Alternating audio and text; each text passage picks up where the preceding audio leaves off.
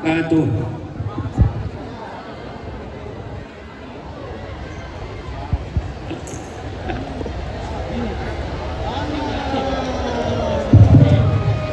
Assalamualaikum warahmatullahi wabarakatuh.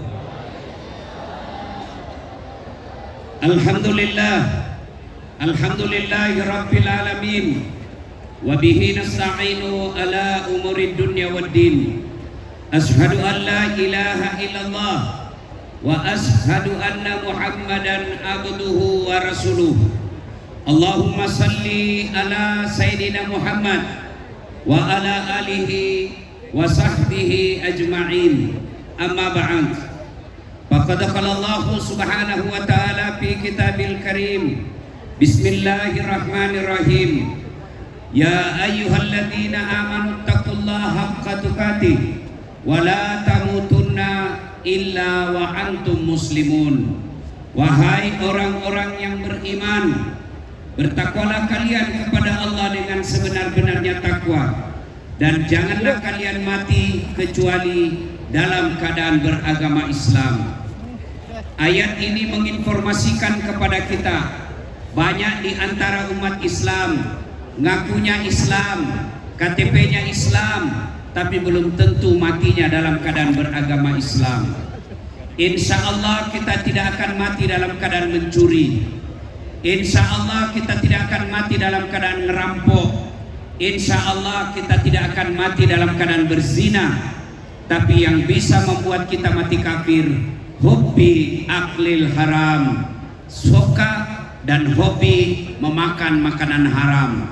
Salah satu di antaranya memilih pemimpin kemarin karena serangan fajar. Ibu-ibu kemarin yang menerima serangan fajar, hati-hati, bisa jadi matinya mati dalam keadaan kafir. Kenapa? Dia makan uang haram. Tapi sudah lewat Ustadz, sudah terlanjur kita terima.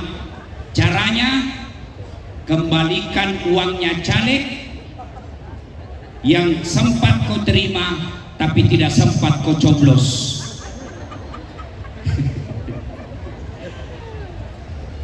Tapi Pak Wali, sini hancur Pak. Saya selesai pemilu tetap ceramah. Saya kan bilang haram serangan fajar. Dia ganti apa Pak? Bukan serangan fajar. Apa? Sedekah subuh. Tambah hancur betul kita. Wa khalaidan bismillahirrahmanirrahim. Ya ayyuhalladzina amanu taqullaha haqqa tuqatih wa la tamutunna illa wa antum muslimun. Wa qala idzan bismillahirrahmanirrahim. Ya ayyuhalladzina amanu dukhulu fis silmi kafatan wa la tattabi'u khutuwatis syaitan innahu lakum aduwwum mubin. Wahai orang-orang yang beriman, masuklah engkau ke dalam Islam secara sempurna, dan janganlah engkau ikuti langkah-langkah setan, karena sesungguhnya setan itu musuh yang nyata bagi kalian. Wa qala idzan bismillahirrahmanirrahim.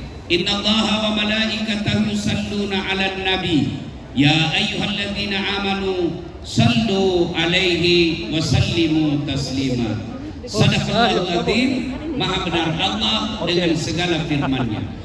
Bapak Ibu saudara-saudara sekalian, tuan-tuan, puan-puan, encik-encik teristimewanya yang kita muliakan, yang mewakili PJ Gubernur, yang insya Allah dimuliakan dan dirahmati oleh Allah Subhanahu wa Ta'ala, Sahibul Bait, Bapak Wali Kota Kota Dumai beserta istri dan seluruh pejabat hadirin hadirat yang insya Allah dimuliakan dan dirahmati Allah Subhanahu wa Ta'ala.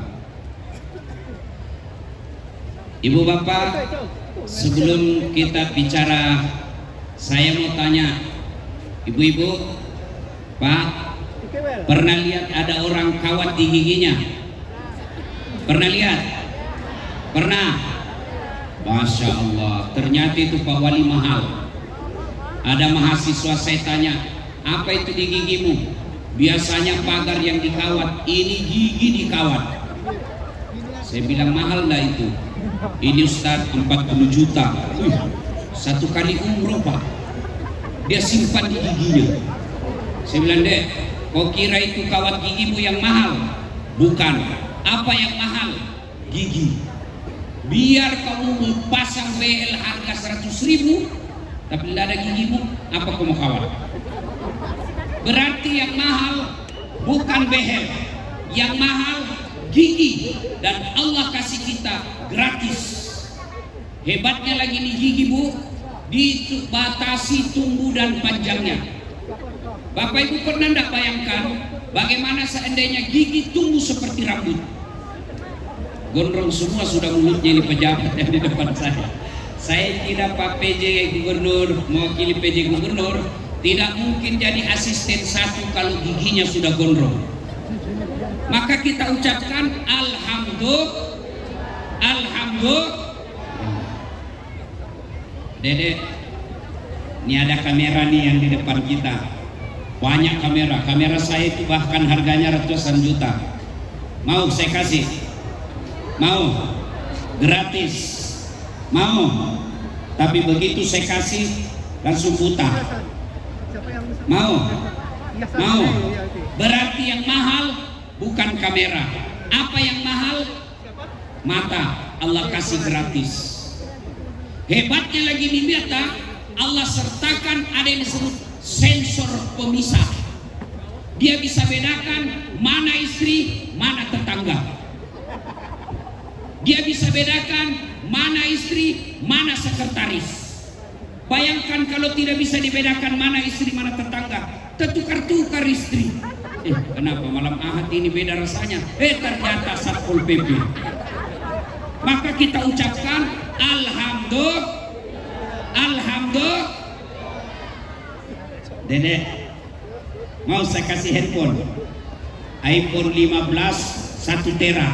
Mau? Nah, sudah mulai berpikir dia. Nggak mau sudah dia Pak. Mau nggak saya kasih handphone? Mau. Tapi begitu saya kasih handphone langsung tuli. Mau? Tidak. Berarti yang mahal bukan handphone. Yang mahal apa? Telinga. Allah kasih kita telinga gratis.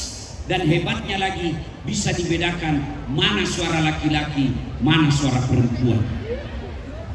Dan hebatnya lagi di telinga, tempatnya proporsional. Ibu pernah bayangkan ya, bagaimana seandainya telinga daunnya di bawah ketek? Halo Pak Wali, ya di mana kau? Maka kita ucapkan Alhamdulillah. Ada pecinta bola di sini? Ada? Termasuk saya. Alhamdulillah kita bersyukur kemarin Indonesia mengalahkan Korea Selatan. Dangdut mengalahkan K-pop. Jahe mengalahkan ginseng. Alhamdulillah. Tapi apakah mereka pemain bola yang hebat? Apakah Lionel Messi yang jago? Apakah Ronaldo yang jago? Bukan. Tapi karena Allah kasih kaki yang bisa bengkok lututnya. Biar hebat Lionel Messi, biar hebat Ronaldo, tapi lututnya tidak bisa bengkok, mana bisa lagi dia main bola? Mana ada orang main bola begini? Iya toh? Maka yang mahal lutut. Maka kita ucapkan Alhamdulillah. Banyak lagi nikmat Allah. Tapi ketahuilah saudara-saudara sekalian, apalagi nikmat itu diantara kita. Wali kota, bupati, wakil bupati, asisten satu, itu juga nikmat. Kapan? Kalau kita syukuri. Tapi apakah ini yang jago ini? Tidak, ada batasnya. Berapa batasnya? 5 tahun. Kalau terpilih lagi, alhamdulillah. Tidak terpilih, wabillahi taufiq wal hidayah. 10 tahun 10 tahun, senang tidak senang, berhenti kita jadi gubernur atau bupati wali kota. Nih Pak Bupati sudah terpilih 10 tahun, keluar dari rumah dinas, masih mau pakai lambang Garuda, pergi ke pasar, orang sudah bilang, sudah gila ini kasihan Pak Bupati. Maka semua ada batasnya, semua ada akhirnya. Tapi yang lebih mahal dari kesehatan, yang lebih mahal dari jabatan adalah iman. Mana buktinya? Adik-adik, kenal Firaun? Kenal Firaun? Nggak tahu. Tahu Firaun? Allahu Akbar. Firaun itu kaya. Sampai detik ini di Mesir masih dicari emasnya, masih tertimbun dan dicari sampai sekarang. Kaya raya, penguasa, gagah, terkenal, populer. Firaun itu kalau dalam dunia Islam paling tinggi elektabilitasnya. Semua orang tahu itu Firaun dalam Quran. Elektabilitasnya tinggi. Tapi karena tidak beriman, dia sombong, dia lantik dirinya menjadi Allah, menjadi Tuhan. Dia tidak ada imannya. Jabatan ada, kekayaan ada, kuasa ada, cakep ada, popularitas tinggi. Tidak ada iman. Allah murka kepadanya Fir'aun. Allah laknat Fir'aun. Bagaimana cara Allah laknat Fir'aun? Diharamkan masuk surga. Apa cukup sampai di situ laknat Allah? Tidak. Apa buktinya lagi? Allah laknat Fir'aun. Sampai detik ini tidak ada orang suka Fir'aun. Tidak ada orang Melayu di Riau ini kasih nama anaknya. Nah, saya kasih ke Fir'aun. Padahal dia populer, terkenal, raja, punya kuasa. Tanpa iman dia hina di hadapan Allah. Itu Firaun. Apalagi kalau cuma kepala dinas, mau sombong, aduh, enggak laku. Sebaliknya, Masyita, manusia hina, budak, beda dengan pembantu. Kalau pembantu digaji, budak hak milik, seperti hak milik, seperti handphone, boleh dijual, boleh dibanting, boleh dilempar, boleh direndam, namanya hak milik, tidak punya hak asasi. Masyita, tapi karena punya iman, dia bertakwa kepada Allah, Allah angkat derajatnya. Mana buktinya? Ketika Nabi Isra Mi'raj, Nabi mencium ada bau harum. Lalu Nabi bertanya kepada Jibril, "Ya Jibril, siapa gerangan itu? Apa arwah para nabi?" "Bukan." "Arwah para rasul?" "Bukan." "Siapa dia?" "Dialah rohnya Masyita dan keluarganya."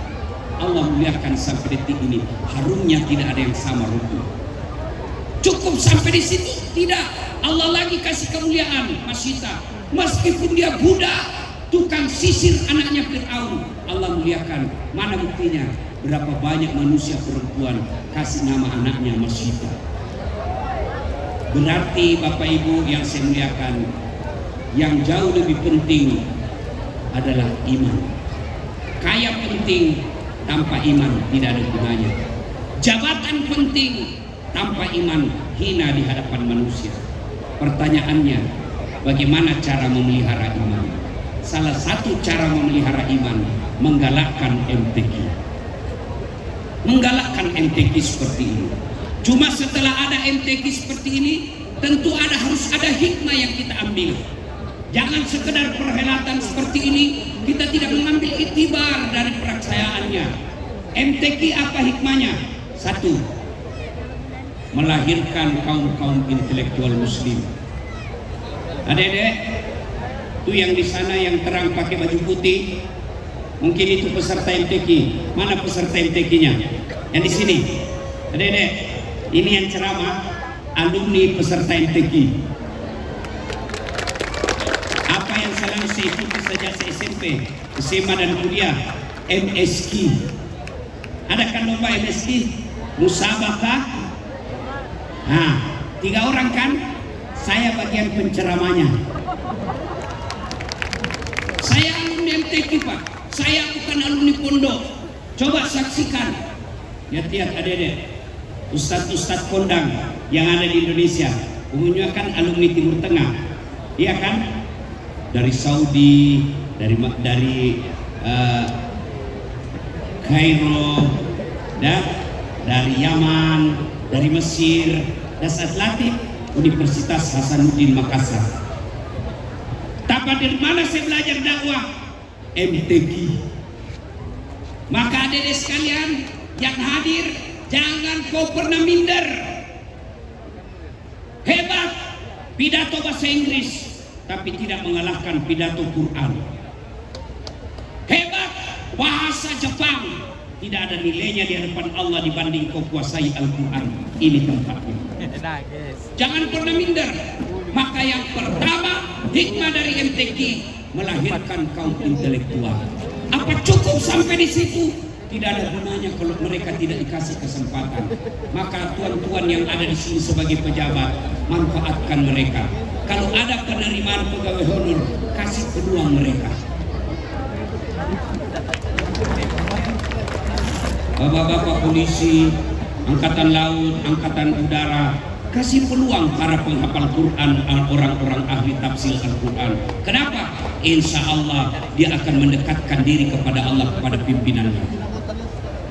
Coba kalau ajudan wali kota penghafal Quran, masuk waktu sholat, wali sudah masuk waktu sholat Pak, kita cari masjid. Tapi kalau artis ajudan, bisa dia makan wali kotanya Pak. Maka berikan kesempatan alumni-alumni MTQ untuk jadi pegawai honor atau PTT, pegawai tidak tetap. 10 tahun kemudian PTP, tetap tidak pegawai. Tapi tidak apa-apa, yang penting sudah terdaftar. Satu, melahirkan kaum intelektual. Yang kedua, manfaatkan mereka. Yang ketiga, MTQ ini terjalin silaturahmi. Ya kan? Saya ingat dulu, kita kan rumah-rumah kampung. Ya kan?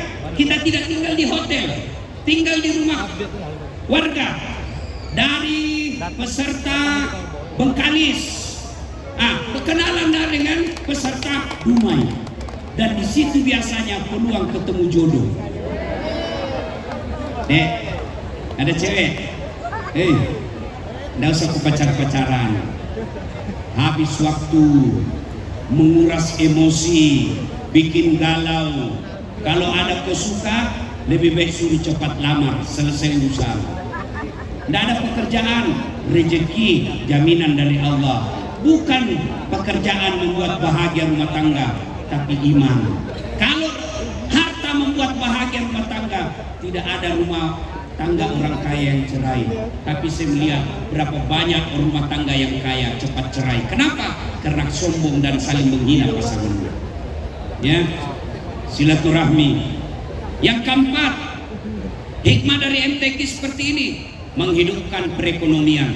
Coba lihat pedagang-pedagang di luar. Alhamdulillah, MTQ seperti ini menghidupkan perekonomian, terutama mereka yang modal-modal kecil. Dan yang berikutnya lagi, hikmah dari MTQ ini mengajarkan kejujuran kepada para dewan hakim. Dan kalau kau kalah, bukan kalah, tapi apa? Allah minta kamu tanding lagi tahun depan. Tahun lalu kalau saya tidak salah Bengkalis juara 1. Ya, mudah-mudahan tahun ini tetap juara 1. Kalau tidak, tanding lagi tahun depan. Jangan memutuskan silaturahmi, momen-momen MTQ. Pilpres biasa saja kalau orang bermusuhan, tapi jangan gara-gara MTQ kalian bermusuhan. Pilpres sudah hatam, sudah selesai. 01, 02, 03 tidak ada lagi. Sekarang 00. Tidak ada lagi 01. Dan politik jangan membuat kau baper. Politik jangan membuat kau berpecah belah. Lihat itu politik 2019, Prabowo berhantam dengan Jokowi. Siapa yang menang? Jokowi. Siapa menterinya? Malah tambah akrab sekarang. Tidak ada baper. Ya, politik aja tidak boleh kita musuhan, apalagi MTQ. Kalau hakimnya jahat, hakimnya baik sangka. Barangkali ada satu sisi yang kalian tahu, oh ini begini, tapi dewan hakimnya melihat sisi yang lain. Sangka baik, sangka baik, sangka baik. Jangan pernah sangka buruk dalam hidup ini. Apapun Allah kasih, itulah yang terbaik. Selalu saya kasih contoh. Ini selalu saya kasih contoh soal keputusan dan tidak terpilih saya. Dulu kan saya mendaftar kedokteran, Pak Wali, dulu saya daftar tentara kan tidak lulus karena saya pendek, ya kan? Saya lagi daftar fakultas kedokteran, mau jadi dokter. Saya nasar puasa 7 hari, saya sholat tahajud 40 malam berturut-turut berdoa. Ibu bapak saya waktu itu doakan saya bimbingan tes khusus. Begitu keluar pengumuman, tidak lulus. Saya protes kepada Allah, ya Allah, kenapa kau tidak kasih lulus saya? Kau tidak rugi jadi Tuhan kalau saya jadi dokter. Ternyata saya tahu jawabannya, karena saya lulus sospol. Pulang kuliah, terjadi tabrakan jalan perintis kemerdekaan Sulawesi Selatan Makassar. Saya turun bantu dia, berceceran darah di aspal, saya turun tolong. Dia yang tabrakan, saya yang pingsan. Ternyata saya tidak bisa lihat darah. Allah seolah-olah berkata, Dasar, bagaimana kau jadi dokter? Kau tidak bisa lihat darah. Lalu apa hikmahnya? Temanku yang dokter lulus, tugas di Kepulauan Aru. Mau lebaran saya telepon, Dok, kau pulang lebaran? Tidak. Kenapa? Mahal tiket. Saya bilang, rugi betul kau jauh-jauh cari nafkah, tidak bisa lebaran sama orang tuamu. Saya nak bersuk satu keluarga, Ustaz, beli tiket menjelang Idul Fitri, mahal betul Ustaz, habis gaji 1 tahun hanya untuk tiket PP. Saya bilang dalam hati, Alhamdulillah, untung saya tidak jadi dokter. Saya tidak pernah pusing soal tiket dan selalu dapat bisnis kelas. Tidak pernah saya pilih. Siapa yang belikan? Wali kota. Itulah enaknya. Hebatnya lagi, pergi tidak bawa uang, pulang. Maka sangka baik, saudara-saudaraku yang tadinya kepala dinas, tiba-tiba jadi staf ahli yang tidak ada stafnya. Sangka baik, saudara-saudaraku para caleg yang sudah habis duit, pasang baleho, ada tim sukses, tidak terpilih. Sangka baik, bukan di situ tempatmu. Allah tahu kalau kau jadi anggota DPR, sombong, hilaf, korupsi, masuk penjara. Sangka baik. Ibu-ibu yang punya suami jelek, sangka baik. Kenapa? Itulah jodohmu. Tapi dia jelek. Allah tahu kalau dia gagah, dia malu jalan sama kamu. Kenapa? Karena ini juga jelek. Sangka baik. MTQ seperti ini sangka baik. Apapun keputusan hakim, sangka baik. Kalau kau sangka buruk, sudah tidak menang, dapat dosa karena kau memfitnah hakim. Soal hakim pun kalau keliru, dia sudah ikhtiar dengan baik, dia sudah gerakkan semua kemampuan ilmunya, ternyata salah memilih, biarlah Allah yang mengadilinya. Sangka baik. Ibu bapak saudara-saudara sekalian, hikmah berikutnya dari MTQ ini adalah melahirkan kecintaan kita, girah kita kepada agama. Saya masih ingat waktu saya kecil dulu, MTQ kalau sudah tingkat provinsi luar biasa, apalagi kalau sudah tingkat nasional. Saya masih ingat dulu TVRI TV, kalau MTQ jam 9 waktu Jawa, jam 10 waktu Indonesia Timur, itu sudah ada siaran langsung. Bahkan lagunya kita hafal. Musabaqah tilawatil Quran agung alam. Nah itu alhamdulillah, dulu itu lagu-lagu saya kecil kan lagu-lagu begitu bagus. Kalaupun lagu dangdut, lagu-lagu nasihat.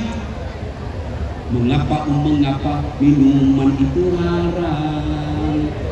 Karena merusak kepikiran. Mengapa berzina juga haram?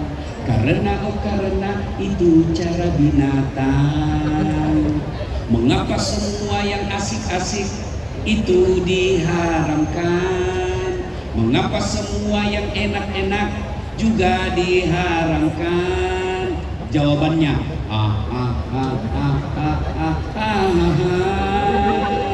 itulah perangkap setan, umpannya ialah bermacam-macam. kenikmatan. Itu lagu dulu waktu kecil, dulu. Sekarang lagunya anak muda apa? Pikiranku tak dapat ku mengerti, kaki di kepala, kepala di kaki, pantas kodongo, kepalamu ku simpan di kakimu. Kalau lagunya ibu-ibu sekarang apa? Cikampek Tasikmalaya, aku capek gara-gara dia. Beleng-beleng.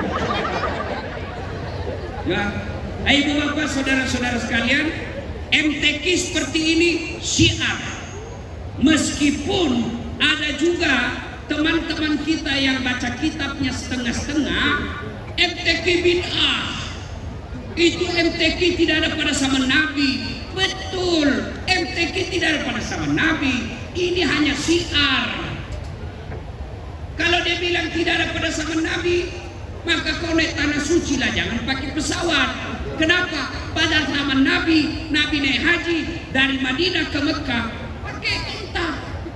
Pakailah unta dari Dumai. 17 tahun kau tidak sampai. Maka acara seperti ini adalah syiar gira kecintaan kita kepada Allah dan Al-Quran. Ibu bapak saudara-saudara sekalian, terakhir pesan, bulan 11 yang akan datang kita akan memilih kepala daerah. Bapak ibu saya cinta karena Allah. Jangan lagi pilih pemimpin karena kalian dibayar. 300.000 tidak membuatmu kaya. Menolak 300.000 tidak membuatmu miskin. Tapi yang pasti 300.000 itu akan menentukan masa depan Duma. Pilihlah pemimpin yang betul-betul kamu yakini bisa membawamu kepada iman dan kesejahteraan. Kalau Dumai yang kena kaya ini, kalau kabupaten kota Dumai ini yang kaya ini, Riau pada khususnya, memilih pemimpin rakyatnya betul-betul yang baik agama dan iman dan ketakwaannya, maka insya Allah pemimpin itu akan membawa rakyatnya menjadi rakyat yang sejahtera. Tapi kalau kau pilih gara-gara 500.000, maka Dumai, Riau kaya sumber daya alamnya, tapi sarjananya harus ke Malaysia mencari nafkah. Dan kerjanya pun bukan kerjaan terhormat, paling juga juru tombak sawit di sana. Agar anak-anak cucu kita bermartabat hidupnya, dapat kerja yang baik, cari nafkah yang baik, sarjana-sarjana kita bisa kerja yang baik, maka pilih pemimpin. Di 2024 bulan 11 ini, pilihlah yang baik agamanya. Insya Allah, kalau pemimpin yang baik agamanya akan menunjukkan kalian kepada ketakwaan. Bapak ibu saudara-saudara sekalian, semoga kehadiran kita di tempat ini Allah catat sebagai amal jariah. Allah catat sebagai kecintaan kita kepada syiar, terutamanya kepada Al-Quran. Demikian, dan kepada Bapak Wali Kota, saya terima kasih yang khas atas undangannya kepada saya. Saya tahu Pak Wali Kota ini cinta kepada dakwah. Alhamdulillah. Kalau lihat casingnya Pak Wali, beliau bukan wali kota, tapi buya. Alhamdulillah. Semoga Allah merahmati kota Dumai pada khususnya dan kabupaten provinsi Riau pada umumnya dan seluruh Indonesia yang kita cintai. Lebih dan kurangnya mohon dimaafkan. Usikum wa nafsi bitaqwallah. Sebelum kita akhiri, mari kita berdoa. Kita awali dengan mengirimkan suratul Fatihah kepada Rasulullah Muhammad SAW. Khasiat dan keutamaannya kita ikhlaskan kepada saudara-saudara kita yang terlebih dahulu menghadap kepada Allah, terkhususnya para pejabat-pejabat di kota Dumai dan provinsi Riau. Silakan ingat nama-nama pejabat kita yang sudah menjadi arwah, kita kirimkan suratul Fatihah. Ila hadratin Nabi Mustafa Muhammad sallallahu alaihi wasallam, summa hususil ruhil almarhum almarhumah. Al-Fatihah.